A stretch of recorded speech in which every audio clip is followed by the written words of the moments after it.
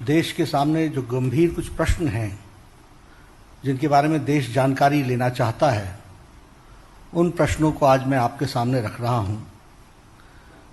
अभी कोविड के संक्रमण काल में और चाइना सिचुएशन पर कई किस्म के प्रश्न आए और कई किस्म की चर्चाएं हुई हैं। सबसे पहले तो मैं सोनिया जी को ये कहना चाहता हूं कि under the garb of Chinese crisis and about the COVID-19, one should not shy to answer the questions which the nation wants to know. ये कोविड के कारण या चाइना की जो सिचुएशन है उसके कारण मूल प्रश्नों से बचने का प्रयास सोनिया जी न करें, क्योंकि भारत की बहादुर फौज सक्षम है देश की रक्षा करने में, देश की सरहदों की रक्षा करने में, और प्रधानमंत्री श्री नरेंद्र मोदी जी के नेतृत्व में देश सुरक्षित भी है, मजबूत भी है, और देश के जांबाज हमारे आर्मी के लोग देश की रक्षा करने में सक्षम हैं। उसकी संप्रभुता से लेकर और बॉर्डर्स की रक्षा करने में our army people are capable. The same way, as far as COVID-19 is concerned, under the dynamic leadership of Prime Minister Modi, India has fought COVID-19 in the best possible manner. And we can say that the Corona warriors, the doctors, the paramedics, the staff nurse, the people involved in sanitation, and also the police officials have played a tremendous good role which should be applauded by one and all. तो इसलिए सोनिया जी को इनकी चिंता करने की जरूरत नहीं है। इनकी प्रधानमंत्री जी के नेतृत्व में देश इन सारे विषयों के बारे में सुरक्षित भी है और सक्षम भी है लड़ने के लिए। लेकिन हम गांधी परिवार से उनके किए गए कर्मों के बारे में, the sins, the deeds which they have done during the governance, the people of India, 1.3 billion people of India want to know about it. 130 crore का देश जानना चाहता है कि आपने सत्ता में रहते हुए क्या क्या काम किया और किस तरीके से आपने देश के विश्वास के साथ विश्वासघात किया है, उसकी जानकारी लेना चाहता है। मैंने कुछ दिन पहले, 2 दिन पहले ट्वीट करके राहुल गांधी फाउंडेशन के विषय पर प्रश्न उठाए थे। आरजीएफ पर मैंने प्रश्न उठाए थे। आज पी चिदम्बरम साहब बोलते हैं कि प्रिजम्पटिव ऑफर है हमारा, और वो प्रिजम्पटिव ऑफर ये है कि राजीव गांधी फाउंडेशन वो पैसा वापस लौटा देगा। सबसे पहली बात तो यह है कि अगर पूर्व वित्त मंत्री जो खुद बेल पर हो, हम समझ सकते हैं व्हाट आर द क्रेडेंशियल्स, लेकिन उसके द्वारा यह स्वीकारना होगा, इट इज एन एक्सेप्टेंस कि देश के अहित में राजीव गांधी फाउंडेशन ने फंड्स भी लिए और उन फंड्स को नैतिकता के आधार पर जो नहीं लेना चाहिए था, जो नियमों के अनुसार नहीं लेना चाहिए था, वह लेने का प्रयास हुआ है। और इस परिवार का हम सब जानते हैं एक ही तरीका है, authority without responsibility. Speak whatever you like about anybody, whenever and wherever you wish, and you are not there to answer the questions which the nation wants to know.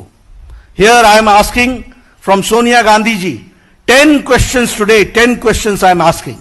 And the nation wants to know, the country wants to know, the country fellow wants to know that what is the answer which she can give. First question is that countries like China has donated through Chinese embassy to Rajiv Gandhi Foundation from 2005 to 2009. आज सुबह मुझे बताया गया कि एक ही बार लिया है। It is a continuous flow of money from Rajiv Gandhi Foundation, from Communist Party of China, from the Chinese government through Chinese embassy. Not only this, the tax havens of Luxembourg donated Rajiv Gandhi Foundation every year between 2006 to 2009. Now you can understand, Luxembourg the tax havens, जहां हवाला में हवाला होता है, ऐसी जगह से Rajiv Gandhi foundation को पैसा मिलना यह किस बात को इंगित करता है? The same way NGOs and companies who had deep commercial interests, they have donated money to Rajiv Gandhi Foundation. देश जानना चाहता है, first of all, it's a shame. It's a sacrifice of the national interest by accepting money from foreign powers in personal trust. This is what I would like to say straight and forward. That it is a shame sacrificing the national interest by accepting money from foreign powers in personal trust. And the country wants to know what conspired between Rajiv Gandhi Foundation and the government of Chinese embassy, government of China. This is the first question which I would like to raise. The second question is कि एक बहुत जल्दी थी. There was tremendous hurry to enter into the East Asia FTA, जिसको हमने बाद में RCEP के नाम से जाना, Regional Comprehensive Economic Partnership. What was the haste? What made Kamal Nath to commit that yes, we will be part of this East Asia FTA, in which China was also there? यह प्रश्न देश जानना चाहता है और यहीं पर नहीं रुकता है. पैरेलली जब हमने अपने आप को ईस्ट एशिया एफटीए के साथ इंगेज करना शुरू किया, जिसको 2019 में आरसेप के नाम पर भारत के यशस्वी प्रधानमंत्री मोदी जी ने 15 देश एक तरफ रहने के बावजूद 16वां देश भारत ने अपने आप को अलग किया, यह कहते हुए कि this is not in the interest of farmers, this is not in the interest of MSME sector, this is not in the interest of the labourers and this is not in the interest of the agriculture. इसको ध्यान में रखते हुए मोदी जी ने इससे अपने आप को अलग किया. लेकिन जब ये इसमें हम इंगेज हो रहे थे, ईस्ट एशिया जो आरसेप के नाम से जाना जाता है, ईस्ट एशिया एफटीए, तो पैरेलली भारत का चाइना के साथ डेफिसिट ट्रेड 2003 में, जो 2004 में 1.1 बिलियन था, वह बढ़कर के 2013-14 में 36.2 बिलियन हो गया. And this was a deep crisis and weakening of the Indian economy done during the UPA regime. Now this second question is, what was the need to be in a hurry to come to engage in RCEP? Number one. Number two, the question is that parallelly, how the India's trade deficit gained, and from 1.1 billion dollars, it reached to 36.2 billion dollars, US dollars. This is what we have to understand. क्या ये quid pro quo तो नहीं था? ये कहीं Chinese embassy के द्वारा Rajiv Gandhi foundation को पैसे के कारण ये क्विड प्रो को तो नहीं था. यह भारत की जनता जानना चाहती है. The third question which I would like to say, what is the exact relationship between Indian National Congress and the Communist Party of China? What is the MOU? What is the unsigned MOU and what is the signed MOU? What is the tacit understanding between Congress Party and the Communist Party of China? The country wants to know, and country wants to know the details of the MOU, signed and unsigned, the tacit understanding which has taken place between which takes care of the interest of Chinese or China government through the Indian National Congress. My fourth question is that the Rajiv Gandhi Foundation, RGF, worked in close association with China Association for Internationally Friendly Contact. Rajiv Gandhi foundation RGF ने बहुत closely, बहुत नजदीकी से काम किया Chinese association for internationally friendly contact. और ये जो संगठन है China association for internationally friendly contact, this is a vehicle used by Central Military Commission of China. This is a vehicle used for Central Military Commission of China, which the purpose of this commission is to infiltrate, to influence the voices of the leaders of the other countries. Now I would like to know, what was the role of Rajiv Gandhi Foundation with the friendly contact of China Association of Indian Internationally Friendly? And what was the relationship between Central Military Commission of China, which was trying to infiltrate and influence the policymakers of our country and trying to influence their voices? इसके बारे में हम जानना चाहते हैं। और इसके साथ साथ हम यह भी जानना चाहते हैं कि how much influence and infiltration was done by Chinese government through this Rajiv Gandhi Foundation. So this is my fourth question. Now I come to the fifth question. I have asked 4 questions about the involvement of Chinese government with Rajiv Gandhi Foundation. Now the fifth question is related to the PM National Relief Fund.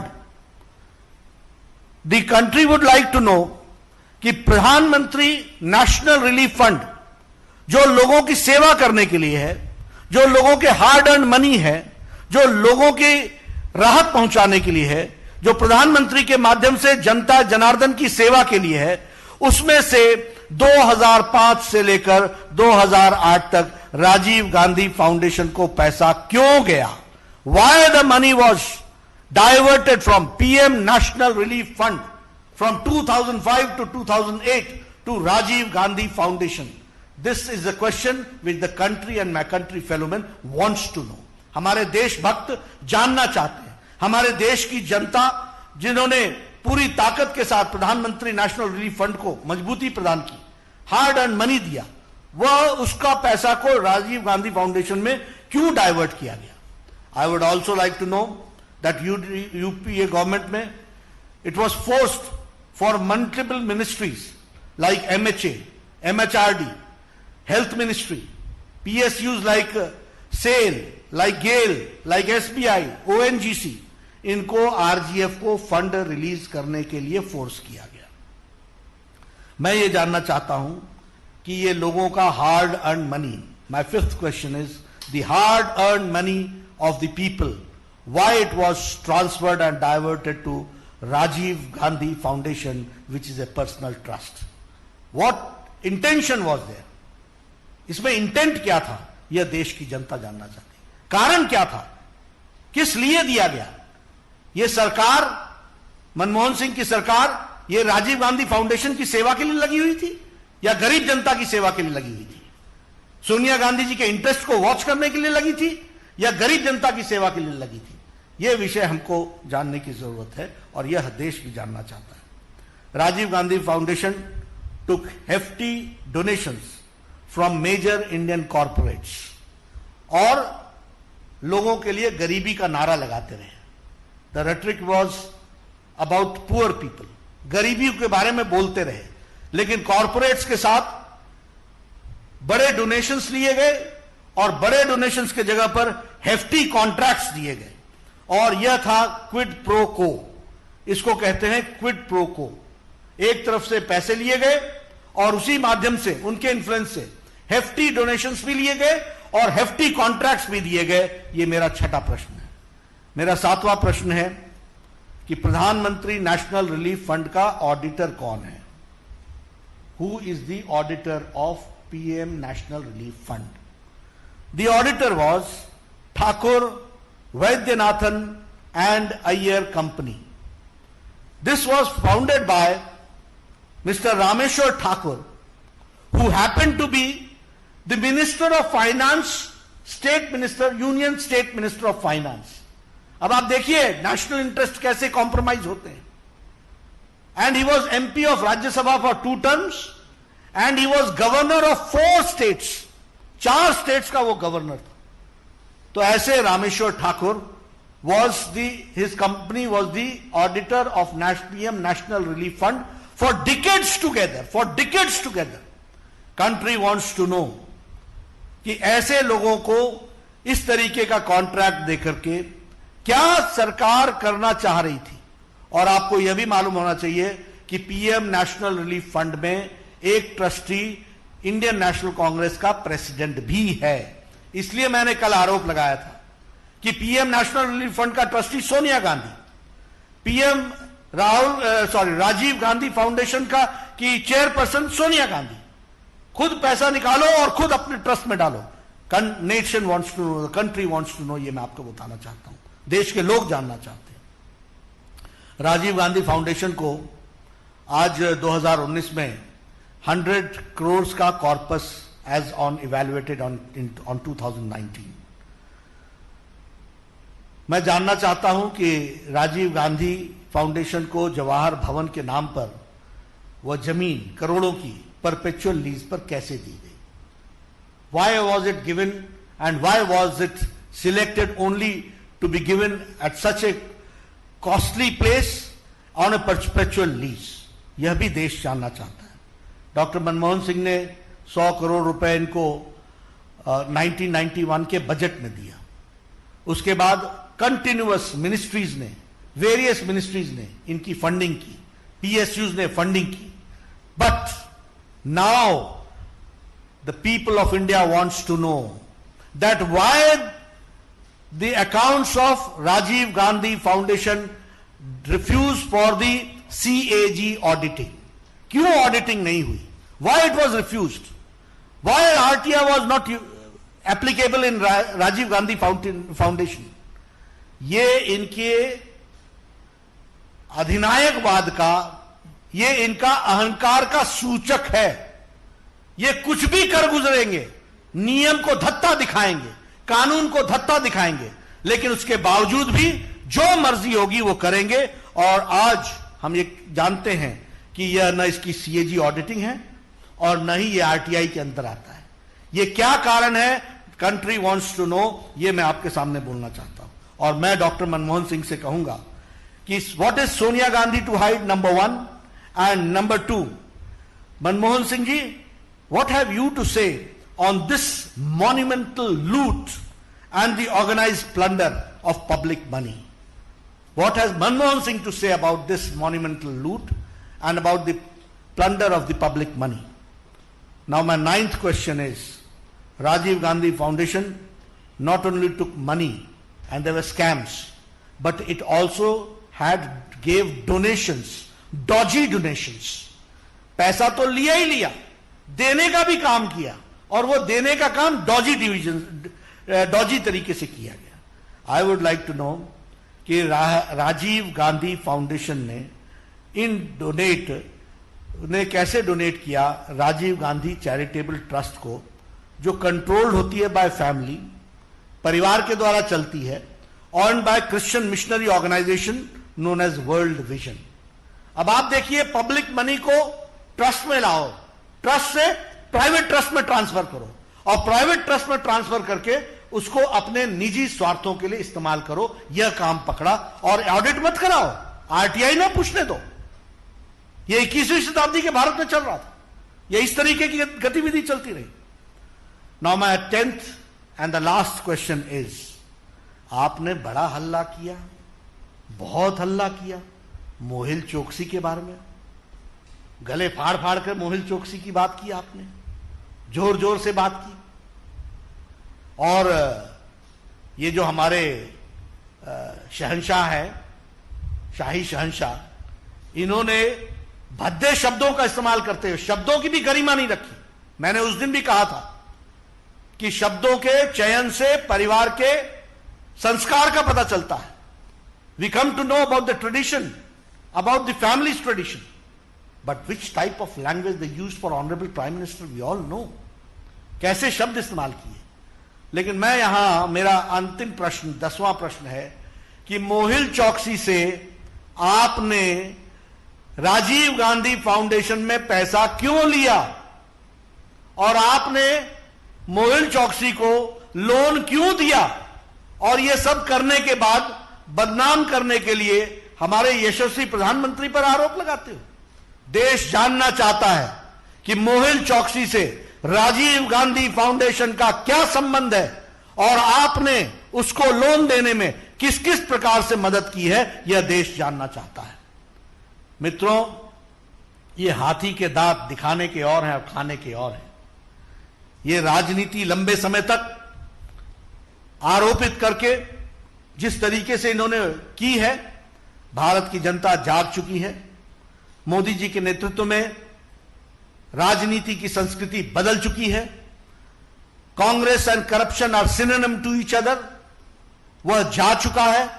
आज सेवा भाव से भारत का विकास, सबका विश्वास और सबका साथ लेकर के चलने की बात है।